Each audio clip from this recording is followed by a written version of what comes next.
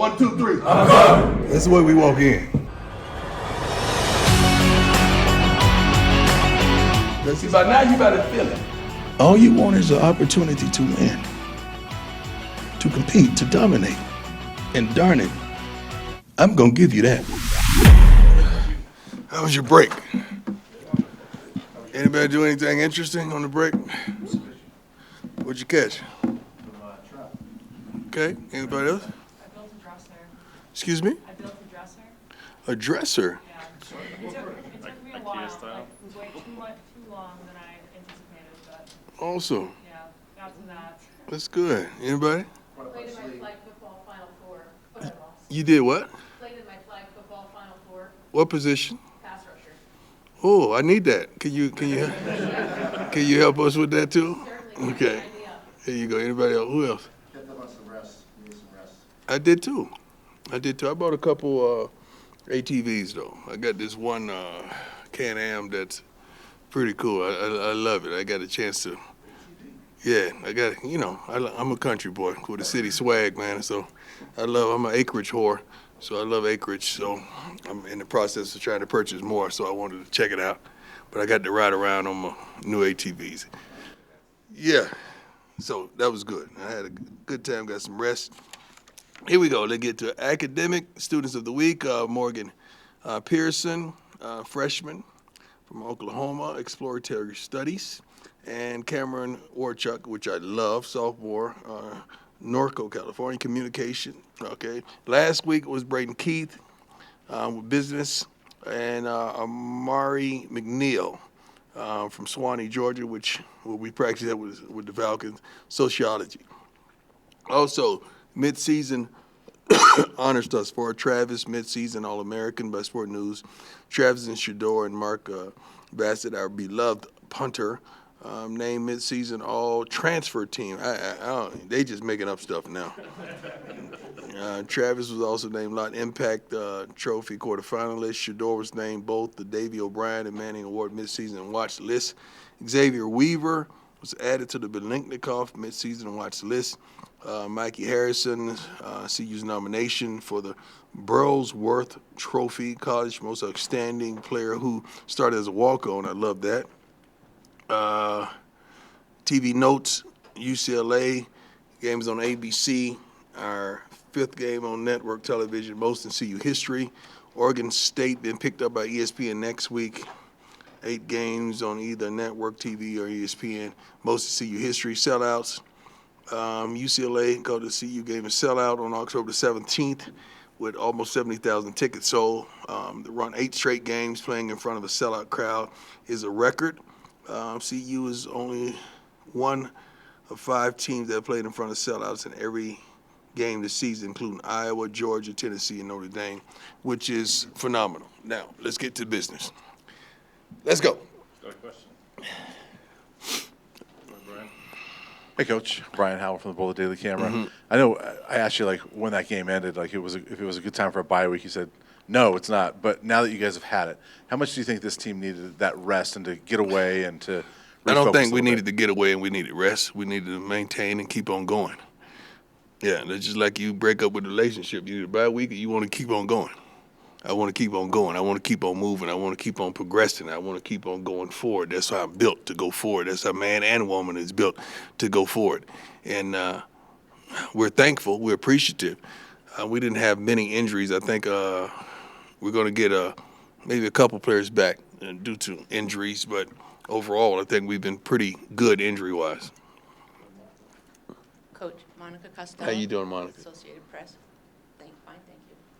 I want to ask you, as a longtime baseball player, where sign stealing is considered an art, now as a football coach, where do you see, and you see where Michigan is? I don't know how accurate that stuff is.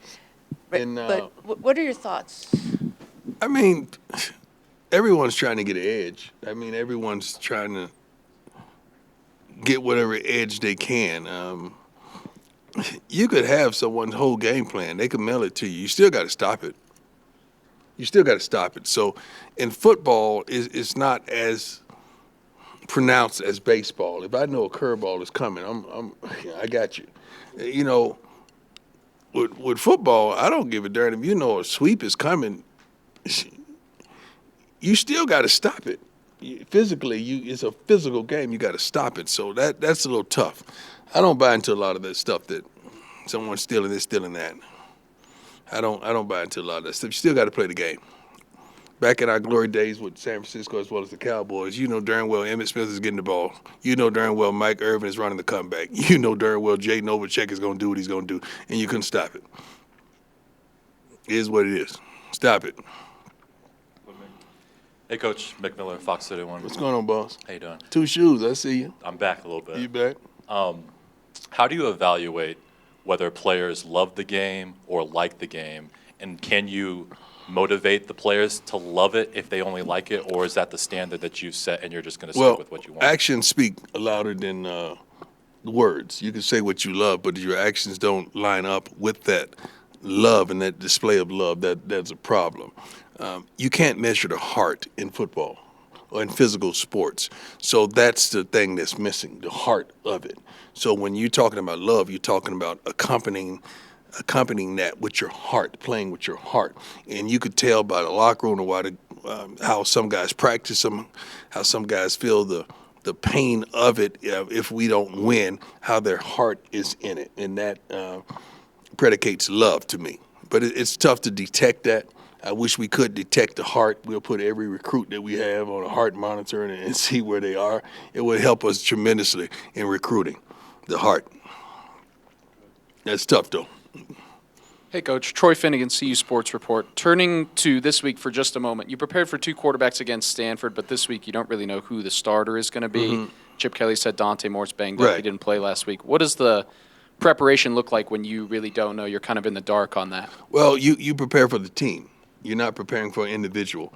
For us, it's daunting because you would prepare for someone like Shador and the plethora of receivers that we have.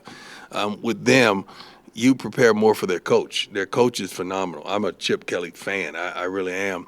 I love what he's brought to college football. I love what he's brought to football, period. I met him. I took Shador on a visit there, a camp. I think I took Shador to a camp there, and I remember, having dialogue with Coach Kelly and just what he brought to the table. So I respect the heck out of him, and I really admire his accomplishments thus far in the game of football, not just college, but pros as well.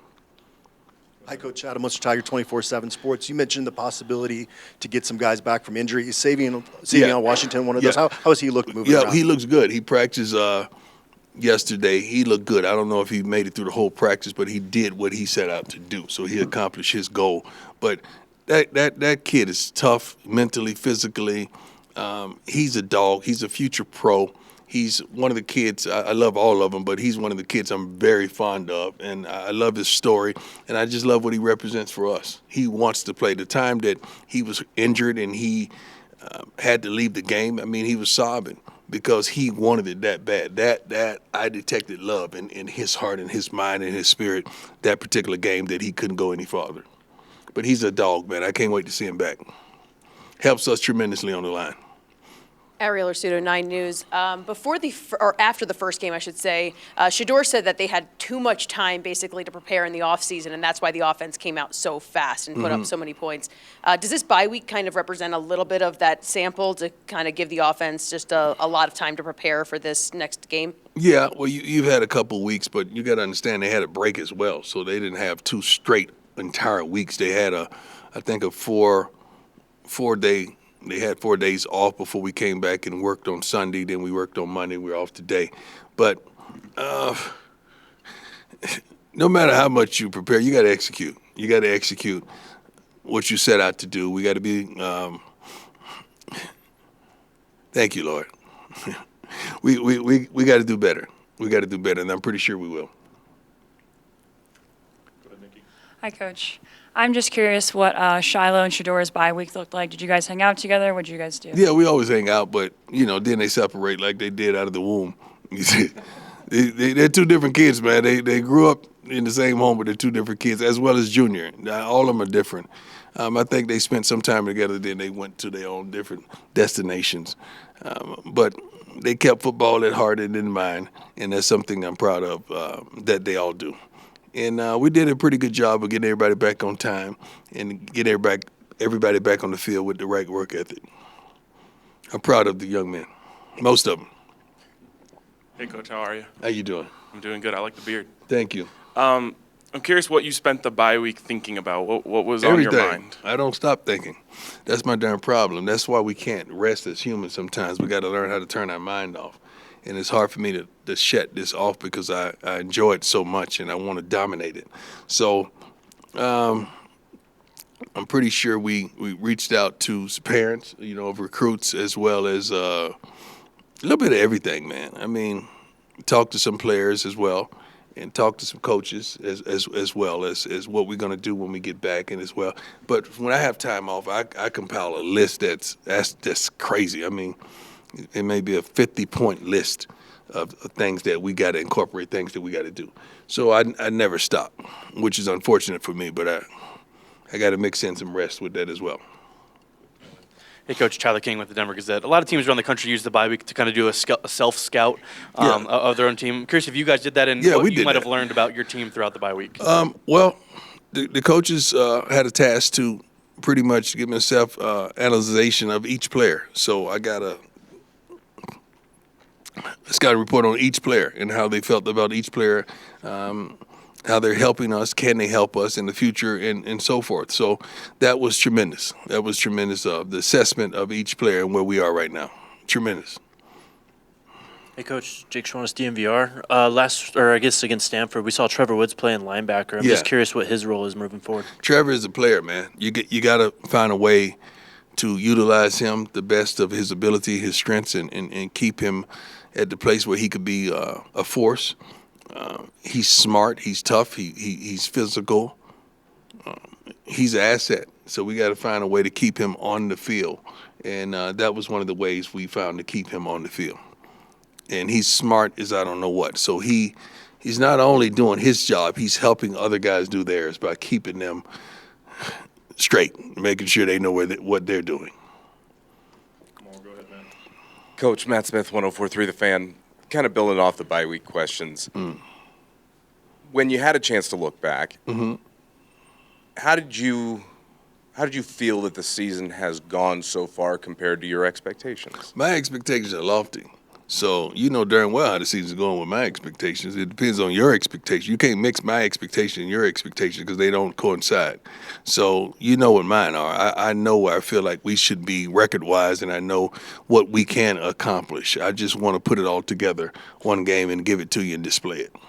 When you looked at the Stanford film, since we haven't had a chance to speak to you since then, was there a common theme that kind of stood out to you about maybe when things got snowballing, what ended up happening? What did you see from your perspective? Penalties. Self-inflicted penalties. But we did a whole synopsis over penalties for the whole season. Each game, game by game breakdown. What are the most penalized groups? What are the least penalized groups? What are the penalties? What do they consist of? Are they before the whistle, after the whistle type of penalties? So we know all of that.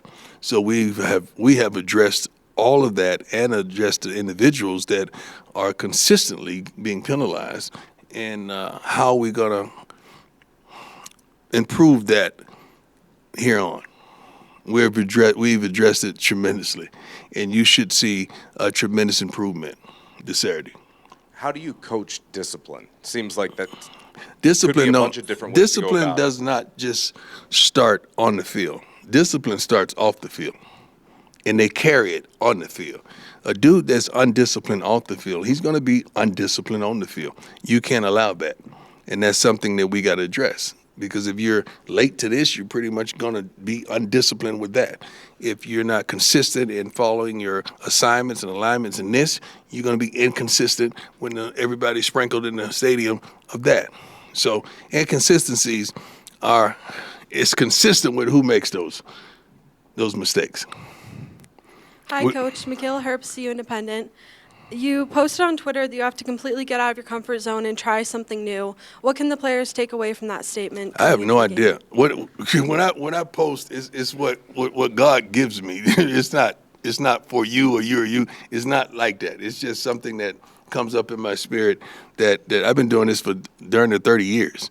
Every day, Monday through Friday. I'm off on weekends. So that's what I normally do. So it's not a personal attack of someone or some group or some organization. It's just whatever comes in my spirit when I wake up. That's where that derives from. I don't know what they could glean from that. I hope they glean something. I hope not only them, I hope we all, as a people, glean something from that. Coach, Jimmy Searfoss, 24/7 Sports. Y'all picked up quite a big name in the quarterback world, recruiting-wise, over the bye week. How important is it to get the quarterback when it comes to recruiting a class? Well, quarterbacks, everything. You look at college football right now, and you look at the consistent quarterbacks, and you'll see consistency in the records. And you look at even the Pac-12. You look at the quarterbacks. All the teams that are winning the most, that have been together for a multitude of years, not just the first year in a team like us, but they have a consistency at quarterback. And that's tremendous. So you want to get a young guy in that could preferably learn from your stud, so he could emulate and imitate that and go on and carry us to places that we hadn't gone before. But that kid is tremendous. Mother and father's tremendous. His family raised with love and respect, and a very admirable kid. I can't wait to get him in-house, and let's get to work with him. He's gonna change the game in several aspects. Time for two more. Go ahead, Ariel. So this happened about a week ago, but I haven't had a chance to talk to you yet. Saturday Night Live parodied you. Yeah. How do you think Keenan did, and maybe who has done the best parody I'm a fan over the course of your career? I'm a fan of Keenan. Let's just get that straight. I love him. I love what he's brought to comedy over got to be over a couple decades now, it seems as though. I had the pleasure and the honor to host Saturday Night Live before, and I will never forget those moments. But it was good. The person who I think has me down the most is what's his name? That's a good one. That's a good one. No, I was thinking between these two guys, but I got to give it to Lou Young. Lou, I hate to admit it, but Lou is good. Lou Young is really, really good. Shiloh's all right. Yeah. Good question. Hey, Coach, just a couple quick ones. First off, with Trevor playing linebacker now, what role does that leave for Juwan Mitchell? Like, what's his status at this point? He has to get it together off the field. Not just on the field, off the field. That's it. And then another question is, a linebacker you played with, Ken Norton, with the 49ers. He's now coaching at UCLA. What are you seeing out of that defense that he's coaching now, those linebackers? Well, it's phenomenal. I mean, that defense that they feature is a pretty darn good unit, especially statistically. But it starts with the front four and that linebacker core. They get to the ball. They play just like their coach. They really do. So I'm proud of Ken. I've played with him for a year. He was phenomenal. He was one of the best. He and Plummer, other linebacker that year. And I just have fond memories. I don't know why he's not a head coach. I don't know if he's been given the opportunity, but I know he's been a coordinator before. I know he's been a myriad of things. To me, Ken Norton should be a head coach somewhere. He should. Thanks, Coach. What you got, baby? Who calls the coin flips? Shador. Has he missed one yet? Probably not. Well, it's not that he missed. I mean, sometimes he don't get the call. The other team gets the call, but they miss it, so we get the choice. We get the choice. It's ironic that I like the ball in the second half. I like to defer. I like the ball in the second half because usually, you get the ball and take it down and score the second half, and you could do the statistics on that. Oftentimes your team wins. So, but Shador's done a good job of that. I'm pretty sure he's not going to let nobody do that. He's been doing that for a long time now. Tails never fails. That's our secret. Thank you and God bless.